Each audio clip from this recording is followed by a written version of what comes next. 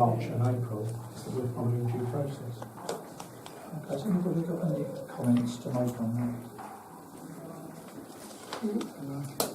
The only observation I'd make is that one of the contractors, in terms of only giving people 6 days, if somebody picked up the Kent Messenger on that Saturday and gone fantastic, it's tender there, they could have phoned us up on the Monday, and one of the contractors actually did turn up at a meeting Tuesday or Wednesday that week, and he hadn't been given the paperwork by his office. So he came in for a meeting without knowing what he was here for. We gave him a set of the paperwork, and he turned out that it was probably one of the better tenders, and we had it by Friday. So that time scale of only giving people a few days actually it seems to have been a major problem as long as we were able to meet and talk to them, which we were. In terms of the adverts, we had tight time pressures, we did the best we could. We got an advert in the KM, and actually the life expectancy of an advert in the KM is a week, because a week after it's scrap paper. But normally, you know, we was all quoting government procedure last time, where it was sort of like 21 days. I was saying, I thought the timescales were much tighter than we would have wanted. Yeah. But under the circumstances, we did what we could. Points well.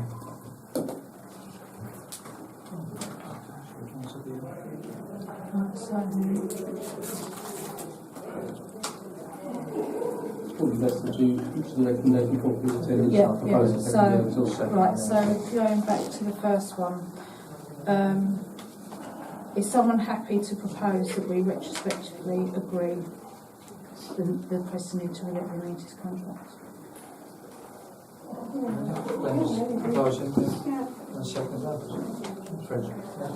Tom? So it's Tom. Right, so how many are in favour of that? 7 favour. And against? So point 2. The councillors retrospectively agree that the previous tender documentation could be used and that the covering letter be approved for circulation with it. So, does anybody have any comments on that? Wasn't an alternative. So the covering letter is the all important part there. So.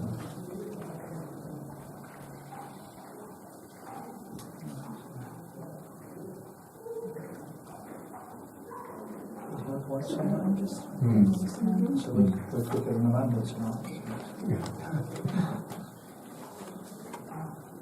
Right, so is someone happy to propose that the tender document to be used? No, I'll stick with that.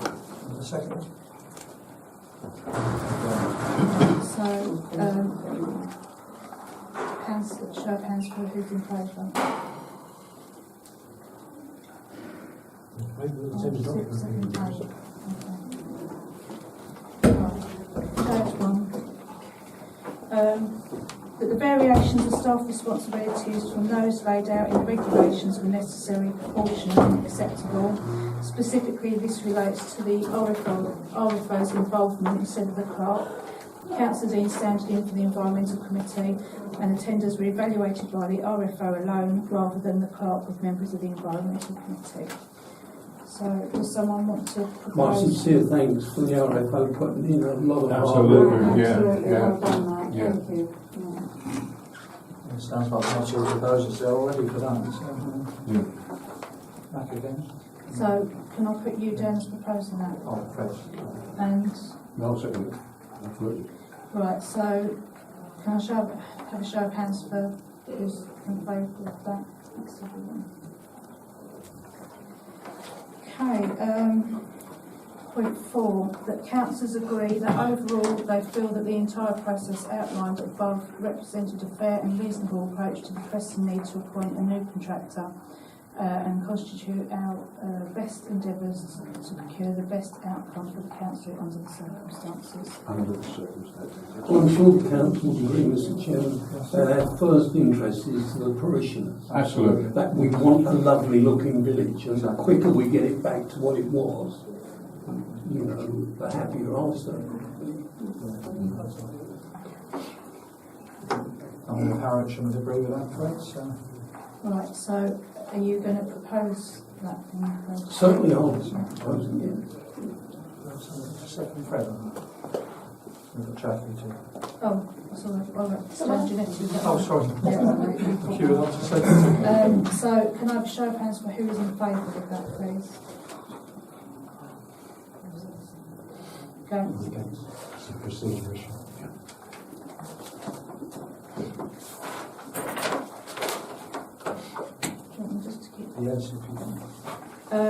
Right, obviously the RFO has received the details from 4 contractors. 4 people expressed interest for some or all of the work.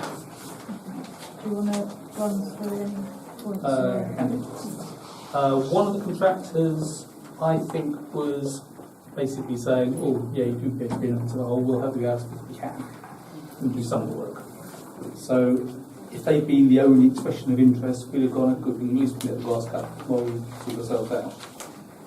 However, we've got 3 others that gave us far more complete responses. So, I think that contractor, we probably ought to say thank you very much for thinking of us and offering to help, but actually, we'll come back to you next time we do the tender, whenever. One of the contractors came in with prices that were generally significantly higher than the other 2. But they also came with a list of notes that basically said, in order to do this job, you also need to do this, this and this. So I think they have priced for what they think we need, not what we've asked for, which is always a dilemma when you're doing any tender. Do you actually price up for what they're asking for, or do you price up for what you know they're going to need in the end? Unfortunately, everybody has the same document, that's what it should have been pricing for. And also, just before you go on, just for everyone to know that you met with all the contractors, All of them, so they all had expansion acceptance. So Yep. And they all was shown around the village if they wanted to, yeah. You could, I suppose, argue that because they quoted for extra work, you would expect their quotes to be higher. We have given ourselves the right to accept the contracts on the basis of most economically advantageous. So you could look at the extra work, build that cost back in, and say, well, actually, they're not as expensive as they look. But actually, if you go through the notes and look at what they're asking for, I'm no grounds maintenance person that seem like lots of extra money for not that much extra work. So I'm not convinced that even if we did that, we got back to a competitive quote. And that led to me 2. One quite rightly said, oh, resources are a bit tight for September, can't help you out, but we're happy to do October to March, which is the second half of the year, and then all of the following year. And the other company said, yep, no problem, we can do the whole lot. That would have made a nice, easy decision, except that the one that, if you take the one that could do September, and then all the cheapest quotes thereafter, you end up with one price. And the alternative is you say, well, we'll wait till October, you end up with a different price. And as my report says, effectively what it boils down to is if you decide you want to do the grounds maintenance in September, the difference in the 2 approaches comes in at about £4,000. So do you want to watch the price growth for a month and save yourself £4,000, or do you want to spend the £4,000 in order to get work started now? 2 days' time. Anyway. We can open that up for debate. I'll start. Okay. Grass cutting is generally cosmetic. The advantage of not cutting grass is seeding and arthropods. So £4,000 to prevent seeding and hazard arthropods, I think is too much. So I would suggest that we let the grass grow, and then we're already in a pickle now, so we're not going to achieve much by cutting the grass. It's not the time of year really where grass is looping out of the ground. That's my comment. Any other views at all? Hazard arthropod is. It sounds like something that to do. No, arthropods are small animals that haven't got spines, so that wood lice, ants, What? License? So does cutting the grass relieve them of their home, or what's the issue? Well, it does two things. First of all, if they're established, it will destroy small nests and like bees. Look, bumblebees make their nests Right. in grass. If you cut that, you destroy their habitat. Arthropods are insects and beasties and little things that nature live on. It's all part of the ecology. Okay, thank you. Anybody else got any thoughts on Nests. the contrary thoughts for the green wing of the parish council? What's wrong with the green keepers? I think it all comes down to, unfortunately, what we know what we'd like. Yeah. We know that what we're going to have to probably face to do, probably. So as much as we'd like to have a nice cut area that we can appreciate, I think that balance the cost of the what's going to cost us to do that is probably prohibitive. Was it £4,000 to cut grass? Is Yeah. that basically? Yeah. Yes, till October. It's an unfair way of putting it. The difference in price from the two approaches is not Yeah. But the difference in the two approaches is one starts in September and the other starts in October. They start on I suppose September the 1st. my only reservation that I have Contract. is only a small reservation, the fact that I think we need to communicate that to residents in Yes. an effective way Yes. as to why the grass is suddenly going to be longer than we would normally anticipate it. People do like to see a nice short. Is it Chatham that put up little notices saying this is not cut to improve to preserve? I've seen some along Yeah. the side of it. So we've got silences to cut to Can I say just more say now. one point? How does that fit in with the Glebe field?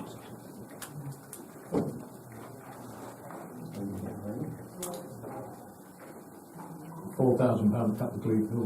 Right. No. I'm just, because that's obviously when children play, Yeah. then you could start having an issue of dogs' nests and. Yeah. Well, what difference does cutting Well, no, grass make 'cause- the dogs' nests? Well, it's not It's evidence, is it? It's not The grass evidence. is short. So, I mean, you're thinking about the main verges and things like that, but it I isn't am, just that. yeah. No, we're not worried. It's the Glebe field and the edge of the Ruth and Baldwin field, boot field, Yeah. Well, the actual play new areas, burial ground.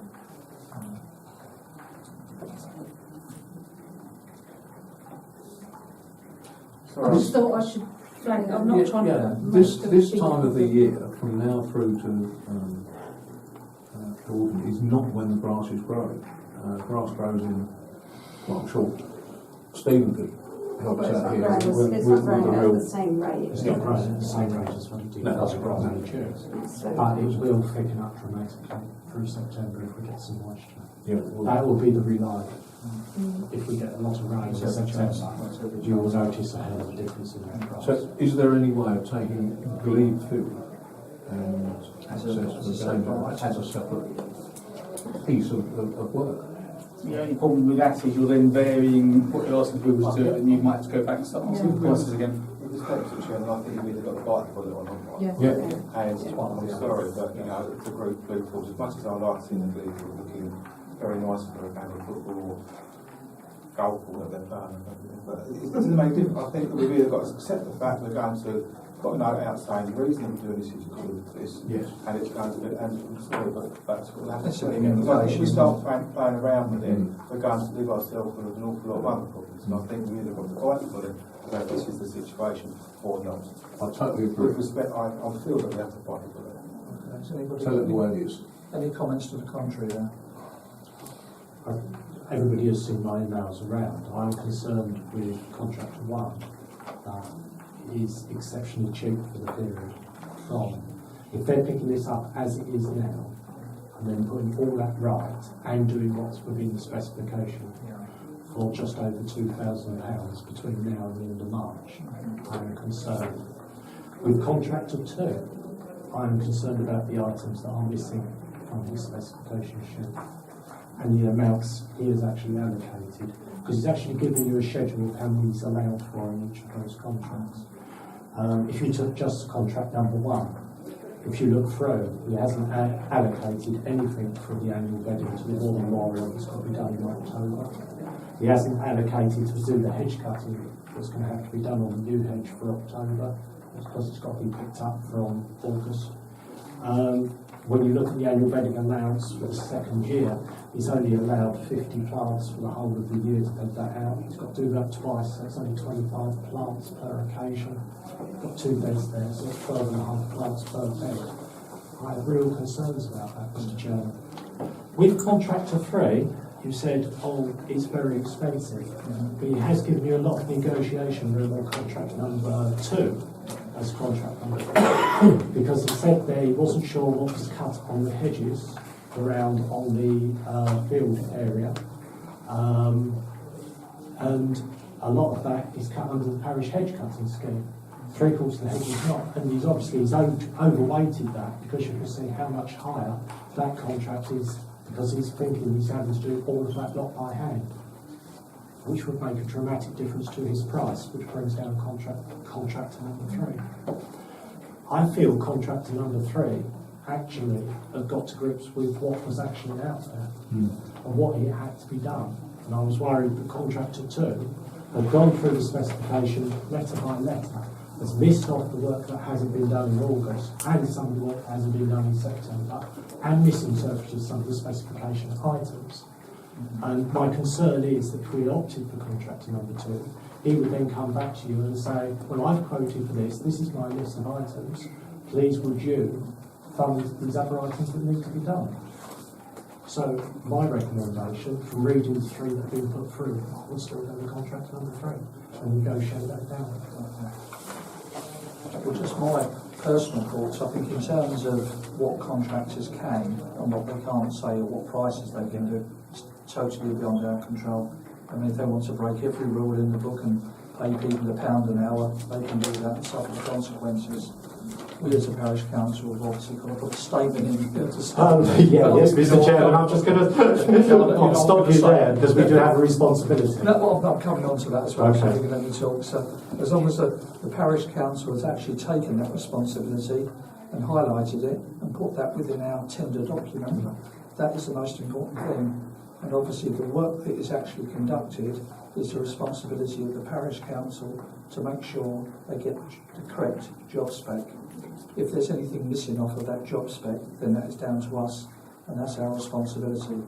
But in terms of how much they buy their plants for, how much they pay their staff, whether it's 10, 9, 8, or the minimum wage, that is entirely down to the contractor. But no, it's a valid comment, thank you for that. Has anybody else got any thoughts on the other contractors? I understand, forgive me, I'm not so professional as you are, that we're discussing omitting the September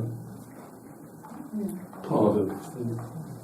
So, in my own way of thinking, do we not now have enough time to have a working party to investigate and make sure the scopes are fully understood by 1, 2 and 3? Possibly. Except that you're then basically saying, well, we start the tender process all again. that's what I'm thinking. We'll overhaul the specification and then go back out to the works again. It's not specification that needs to be overhauled, it's to ensure that contractors have price That's fixed my items. concern. You know, it's like, you know, we can go back to contractor number 2, you know, has he included checking the light bulbs or not? You know, it doesn't show it on the schedule sheet, does it? But it's in our specification. Right, did you not say you bought them there in the bins? I personally think that they all had a walk around with it. It took some more than I think than a couple of times. Yeah, Fred and I did. Mike, what was your comment again on number 3 when you went through your appraisal? He basically, I think they quoted for extra work that we hadn't asked for, and that's why their price were high. Because if you look at their 2-page set of notes, it's, oh, we need to raise this tree crown in order to get to the hedge and all you're doing. Yeah.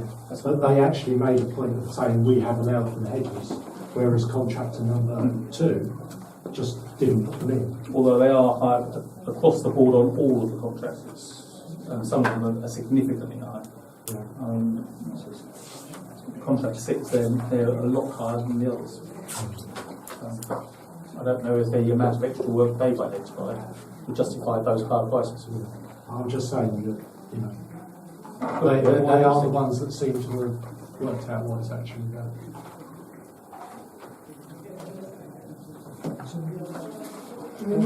Right now, the first round, we need to decide whether we're going to have the grass cut in September or start in October. First, don't we? Contractor number 3 is unable to do the grass, is that No, right? contractor Oh, 1 can do contractor well. one. Yeah, 2 and 3 are both the two that both came in with prices for all. So before we do anything, as Mark did say in his notes, do you want to vote on whether we get the grass cut in starting in September or starting in October? Has someone got a proposal? Basically asking whether we start the contracts From September, October, yeah.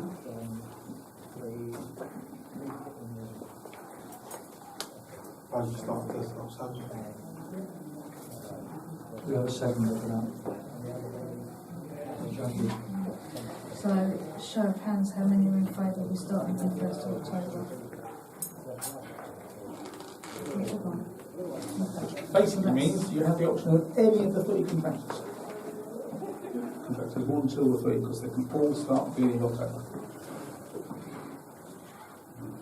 But there's still going to be more questions, I think, that needs to be asked to 2 or 3 of them, given what we've just heard. So, firstly, the reasons why number 1 and 3 have left certain things off, and the reasons why number 2 have overpriced on things that are not there. Is that? Right.